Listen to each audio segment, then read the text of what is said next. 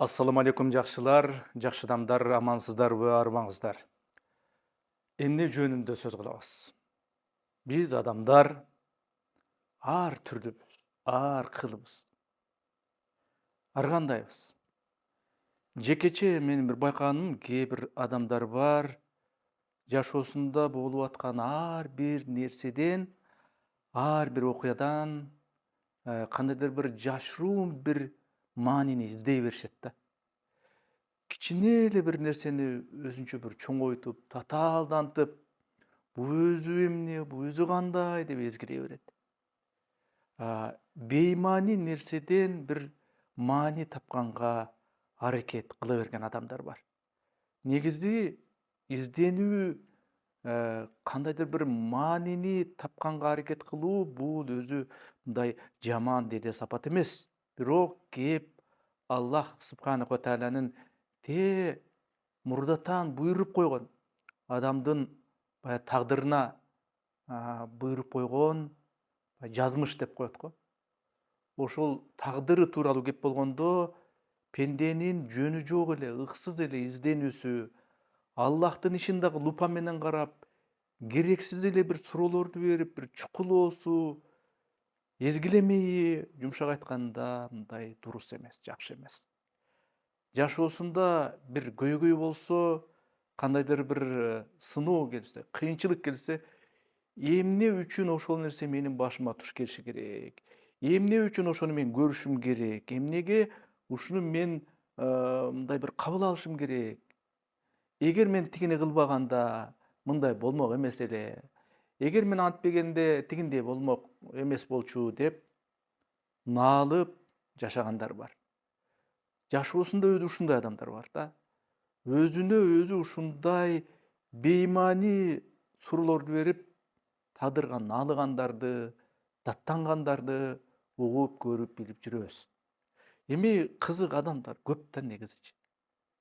Негизи жашоосунда даяр нерсеге көнүп калган, ыңгайлашып алган, анан башына бир мүшкүл, кыйын иш түшкөндө Кудайдын берип койгон акыл эсин, ден соолукту, логиканы аздыр көптүр алган мектептегиби, университеттегиби же болбосо лицейдегиби билимин, мындайча айтканда паам парасатын колдонуп, өзү аракет кылып, ичтен өзгөргүсү келбеген адамдар бар.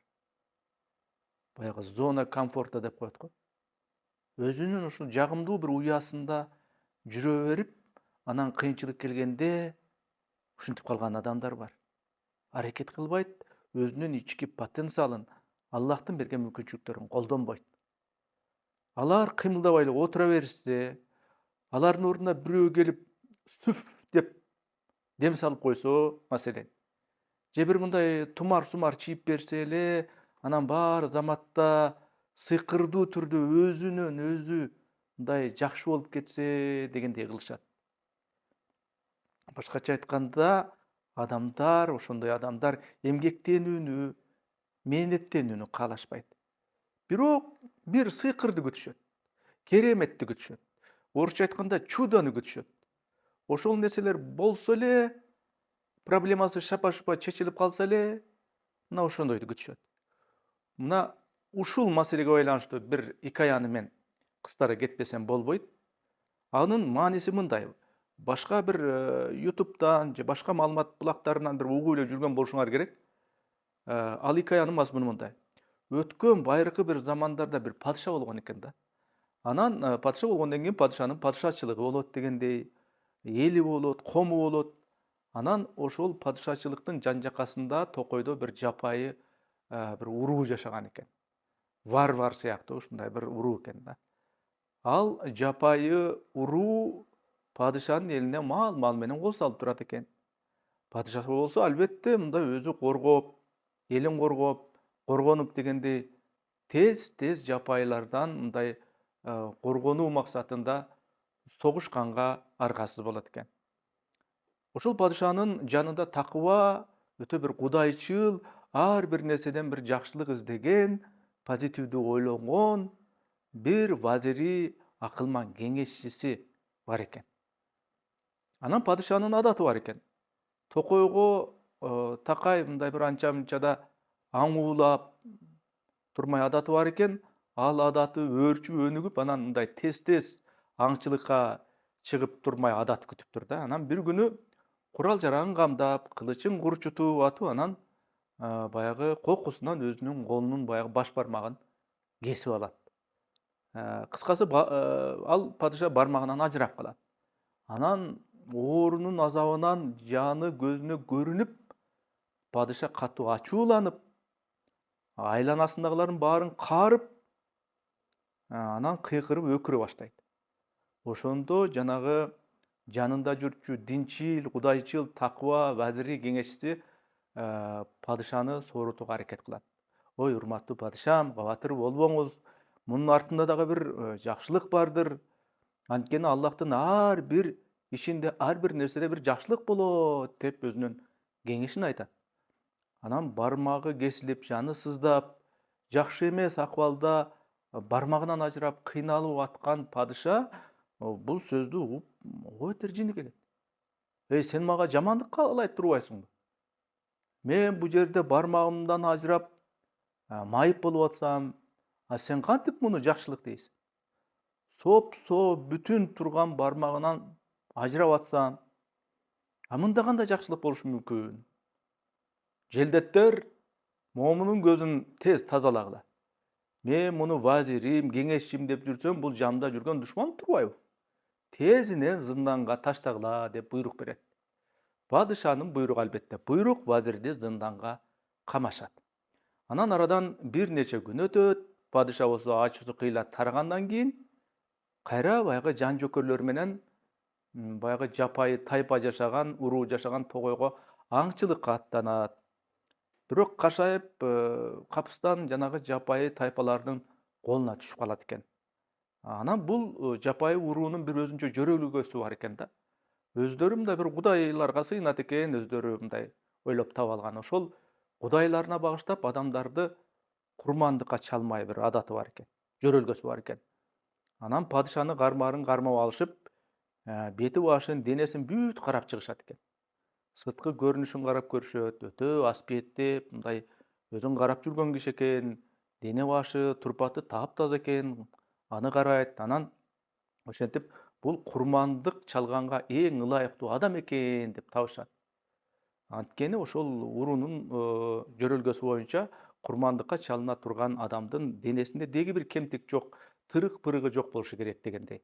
Анан толук даярдап, курмандык чалаар маалда анан баягы тайпанын бакчыларынын бири падышанын бир бармагы жок экенин байкап калат экен да. Байкап калат экен дагы анан, "Өй, мунун денеси толук эмес экен, кемтиги бар экен. Эгерде биз муну кудайларыбызга курмандыкка чалсак, анда аларга, биздин кудайларыбызга урматсыздык кылган болобуз. Бизге деген кемчиликсиз, толук кандуу мындай курмандык керек" деп анан кийин маслеттешип падышаны эркине кое беришет. Аман эсен калган падыша шашылыш түрдө өзүнүн сарайына кайтып келип туруп, тезинен баягы вазирди зындандан чыгаргыла деп буйрук берет. Падыша андан кечирим сурайт. "Ой, вазирим, кеңешчим, сен туура айткан экенсиң.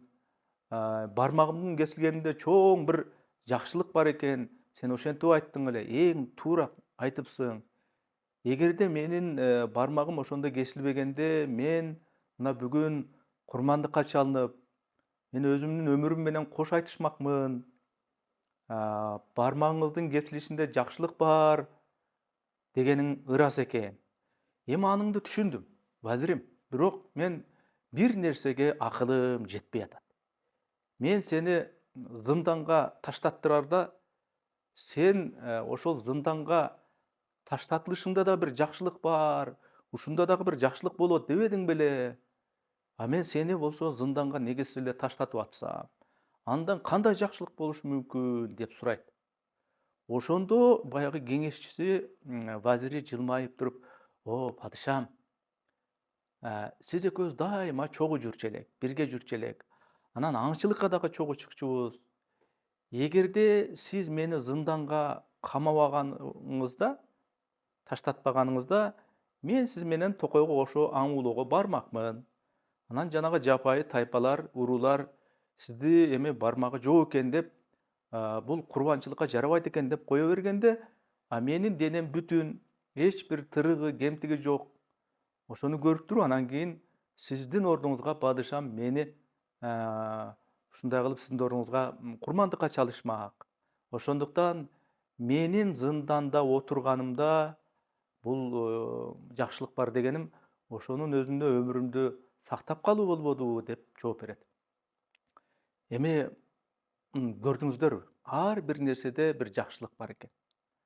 Мусулманмын деген адам дал ушундай позитивдүү, жакшы үмүттө болуш керек.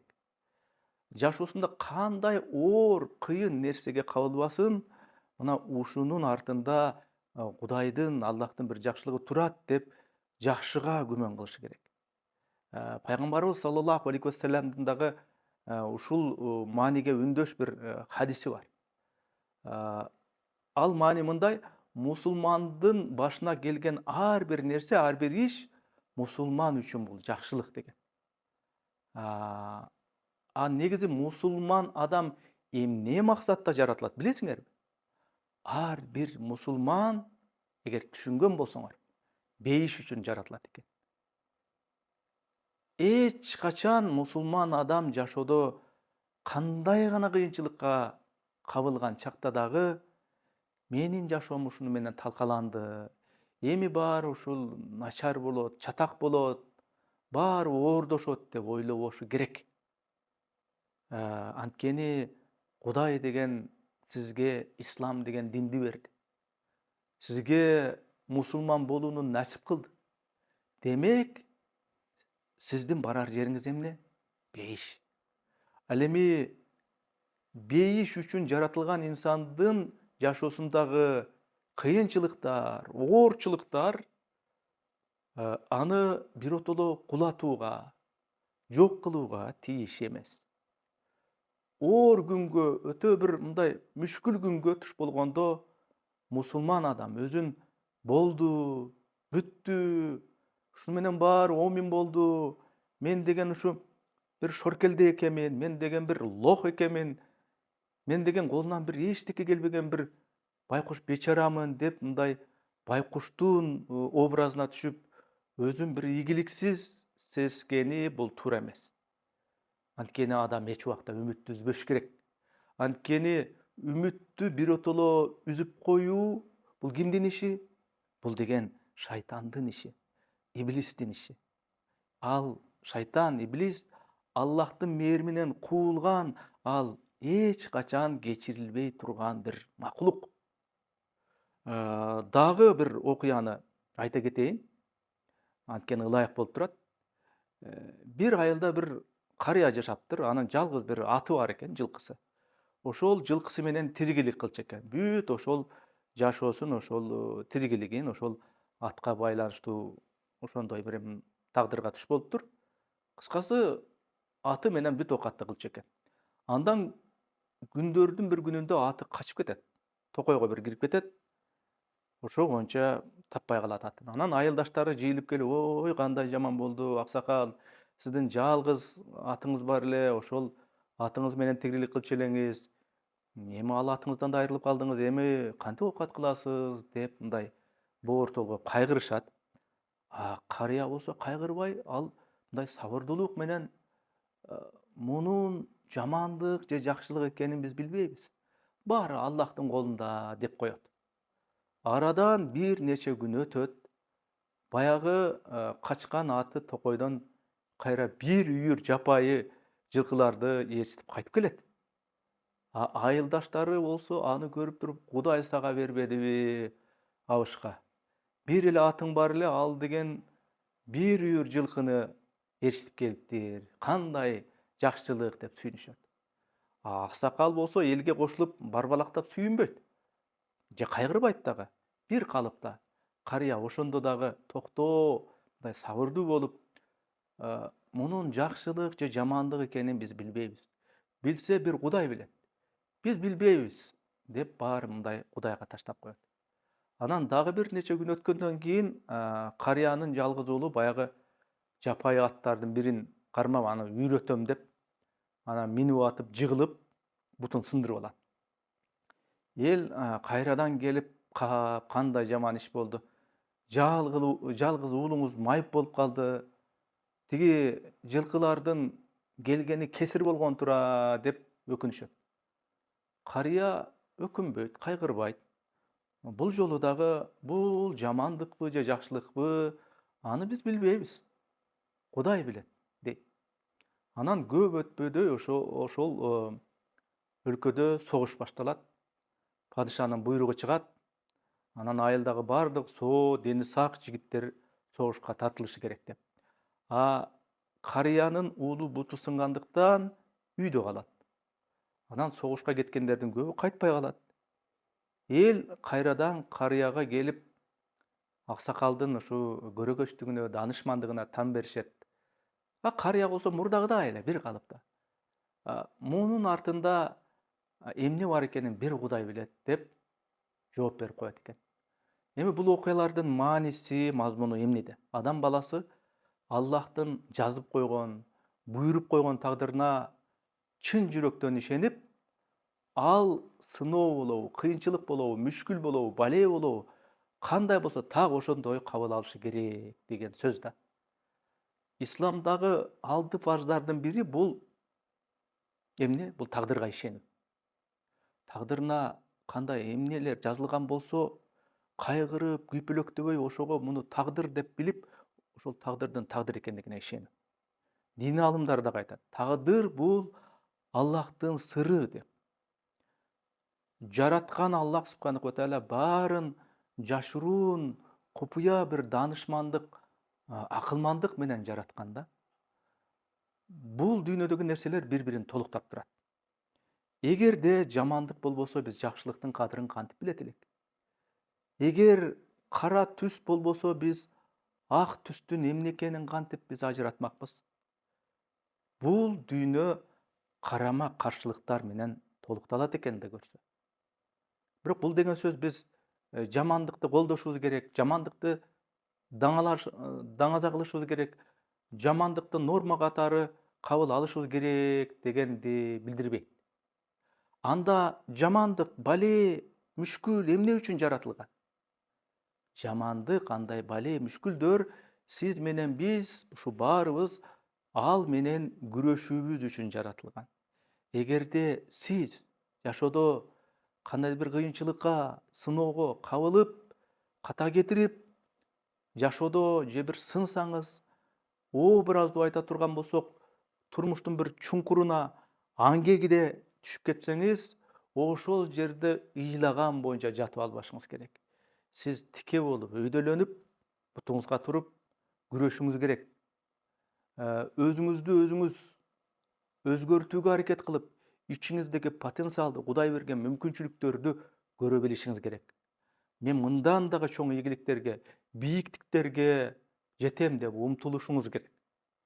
Башыңызга оор бир мүшкүл иш, бир балээ түшкөндө эмне үчүн ушуга мен туш болушум керек, эмне үчүн дал мен ушуну көрүшүм керек деп Кудайдын ишин талкуулап, сарсанага алдырып, чөгүү бул туура эмес. Ошондой чөккөн, депрессияга түшкөн, үмүтсүз акыбал бул Аллахтын мээриминен такыр эле биротоло үмүттү үздүрүп коюуга алып келет экен да. Ал эми жараткандан, Кудайдан, Аллах субханаху ва таалядан үмүттү үзүү бул эң чоң ката, эң чоң жаңылыштык туугандар. Ошон үчүн кандай бир оор абалда болбойлу, жараткандан эч үмүт үзбөйлү, үмүттү такыр үзбөйлү. Ассаламу алейкум ва рахматуллахи ва баракатух.